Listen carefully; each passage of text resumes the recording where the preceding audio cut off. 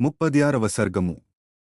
హనుమంతుడు సీతాదేవికి రామముద్రికను సమర్పించుట, ఆమెపై శ్రీరామునకు గల ప్రేమను వివరించి ఆమెను ఊరడించుట. మహాతేజస్శాలియు వాయుసుతుడును అయిన హనుమంతుడు సీతాదేవికి తనపై ఇంకను విశ్వాసము దృఢపడుటకే వినయముతో మరల ఇట్లు పలికెను. ఓ మహాభాగ్యశాలిని దేవి! నేను వానరుడను, ప్రజ్ఞాశాలియైన శ్రీరాముని దూతను. శ్రీరామనామాంకితమైన ఈ ఉంగరమును చూడుము. ప్రత్యయార్థం తవానీతం తేన దత్తం మహాత్మనా. సమాస్వసిహి భద్రం తే క్షీణదున్హకఫలా హ్యసి. నాపై నీకు విశ్వాసము కుదురుకొనుటకే మహాత్ముడైన శ్రీరాముడు దీనిని ఈయగా నేను తీసుకుని వచ్చితిని. ఊరడిల్లుము, దుఃఖములన్నీయు తొలగి నీకు శుభములు కలుగును. ఇత్యుక్త్యా ప్రదదో తస్యై సీతాయే వానరోత్తమః. గృహీత్వా ప్రేక్షమాణా సా భర్తుః కరవిభూషణం. భర్తారమివ సంప్రాప్తా జానకీ ముదితా భవత్. ఆ కపివరుడు ఇట్లు పలికి సీతాదేవికి ఆ అంగుళీయకమును సమర్పించెను. జానకీదేవి తన భర్త కరస్పర్శకు నోచుకునిన ఆ అంగుళ్యాభరణమును గ్రహించి దానిని పరికించి చూచుచూ భర్తను పొందిన దానివలె మహానందభరితురాలయ్యెను. కనుల పండువు గావించుచు వెలుగులతో నిండిన ఆమె ముఖము రాహువు నుండి విముక్తుడైన చంద్రునివలె ఒక్కసారిగా ప్రసన్నమయ్యెను. నిర్మల హృదయైన ఆ సీతాదేవి తనపతి సందేశ ప్రాప్తిచే సంతోషముతో పొంగిపోయినదై సిగ్గుదొంతరలలో మునిగిపోయెను. ప్రియవచనములతో సమ్మానించుచూ ఆమె ఆకపివరుని కొనియాడెను.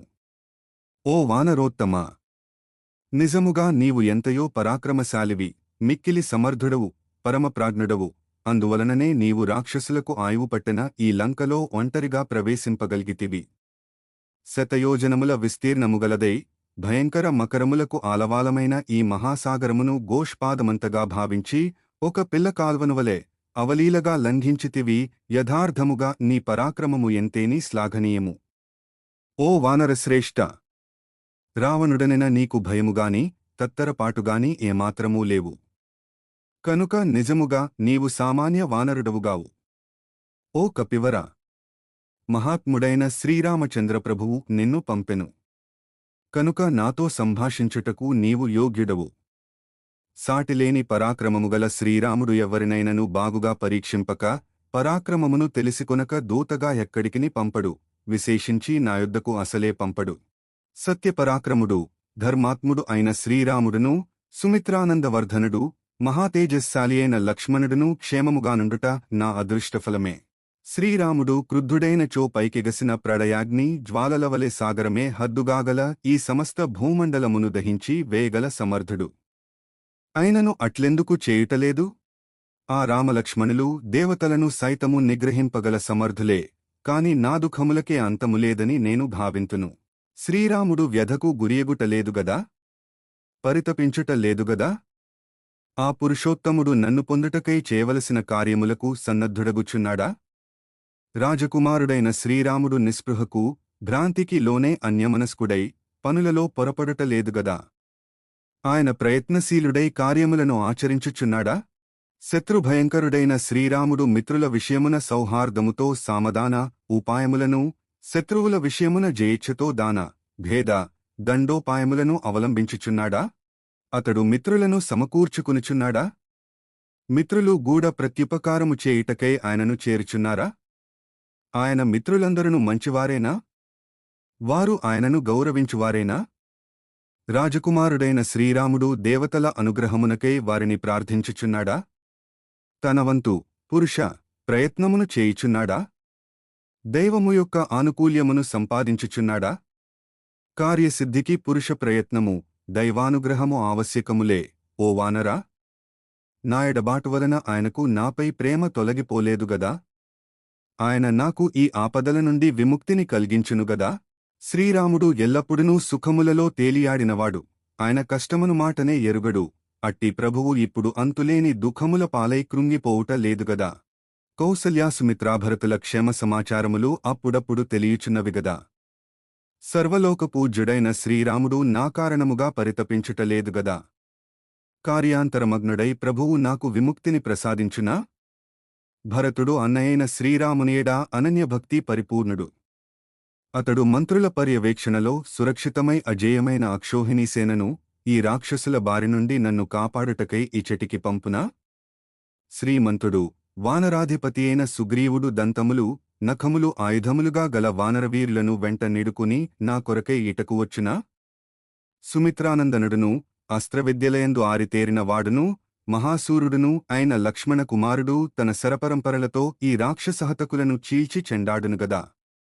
భయంకరముగా నిప్పులుగ్రక్కు రాముని శరజాలముతో బంధుమిత్ర పరివార సహితముగా రణరంగమున రావణుడు నిహతుడగుటను అతి త్వరలో నేను చూడగలనా?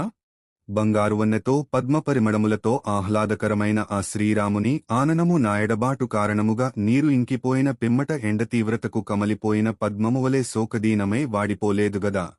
పితృవాక్య పరిపాలన అను ధర్మమును పాటించుటకై శ్రీరాముడు రాజ్యమును సైతము త్యజించినప్పుడుగాని తనతోపాటు నన్నును నడిపించుచు అడవులకు తీసుకుని వచ్చినప్పుడుగాని ఆయన వ్యథ చెందలేదు, భయపడలేదు, శోకమునకు గురికాలేదు. అయితే నేను దూరమైనందున ఇప్పుడాయన ధైర్యము సడలలేదుగదా. మా దంపతుల అన్యోన్యానురాగములు అనన్యములు.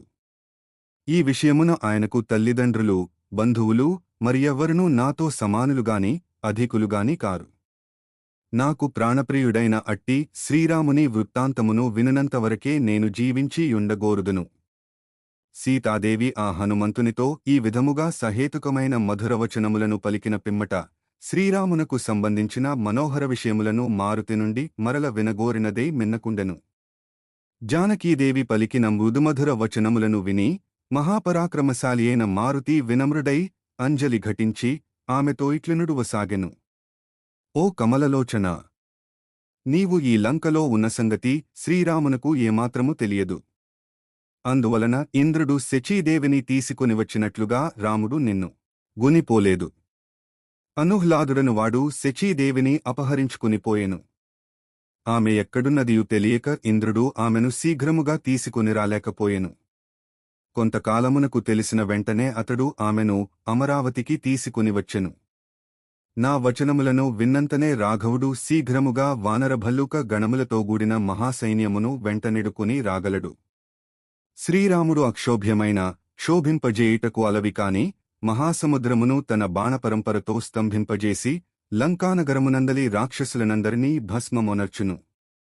ఆ సమయమున సురాసురులెవరైనను కడకు యముడైనను తన మార్గమునకు అడ్డుదగిలినచో శ్రీరాముడు వారిని గూడ చంపివేయును. పూజ్యురాల, నీవు కనబడకపోవుటచే శోకాకులుడైన శ్రీరాముడు సింహముచే పీడింపబడిన ఏనుగువలే మనశ్శాంతిని పొందుటలేదు.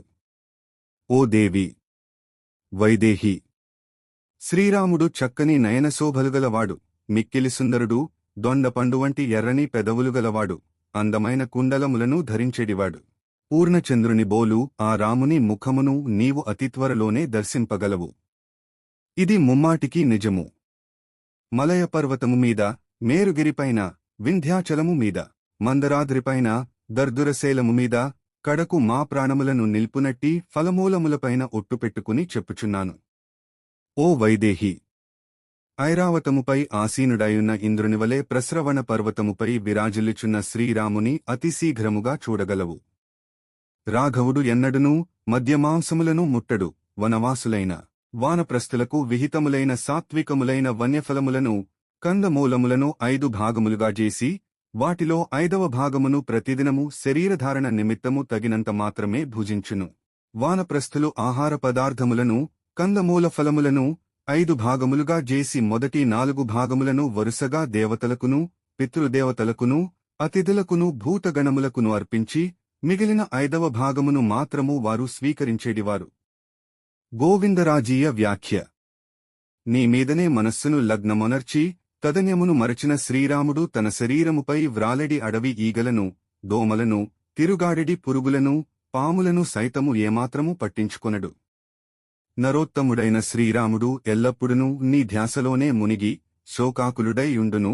నిన్ను జేరు కోరికతో ఇక దేనిని గూర్చియు ఏ మాత్రము ఆలోచింపడు. శ్రీరాముడు నిద్రనే ఎరుగడు. ఎప్పుడైనను ఒక కునుకు వచ్చినచో సీతా సీతా అను మధురవచనముల పలవరింతలతో ఉలికిపడి లేచును.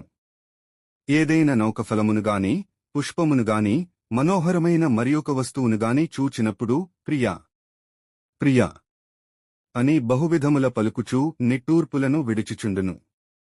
ఓ దేవి, మహాత్ముడైన ఆ రాజకుమారుడు సర్వదా సీత సీత అని పలవరించుచూ నీ కొరకే పరితపించుచున్నాడు. అతడు కఠిన నియములను పాటించుచూ నిన్ను పొందుటకే ప్రయత్నించుచున్నాడు. శ్రీరాముని గుణ సంకీర్తన శ్రవణ ప్రభావమున వైదేహి శోకము తొలగిపోయెను. కాని శ్రీరాముడు శోకమగ్నుడైన విషయములను విని ఆమెయు శోకమగ్నయ్యెను. శరత్కాల ప్రారంభమున మేఘములచే కప్పబడిన చంద్రుడు ప్రకాశింపడు. మేఘములు తొలగినంతనే పూర్ణచంద్రుడు ఆహ్లాదకరుడై ప్రకాశించునట్లు సీతాదేవి శ్రీరాముని గుణ సంకీర్తన వినినంతనే ప్రసన్నమైన ముఖముతో శరత్కాల రాత్రివలె శోభిల్లుచుండెను. సీతాదేవి స్థితియు శరత్కాల రాత్రివలె ఒప్పుచుండెను. వాల్మీకి మహర్షి విరచితమై ఆదికావ్యమైన శ్రీమద్ రామాయణమునందలి సుందరకాండమునందు ఇది 36వ సర్గము.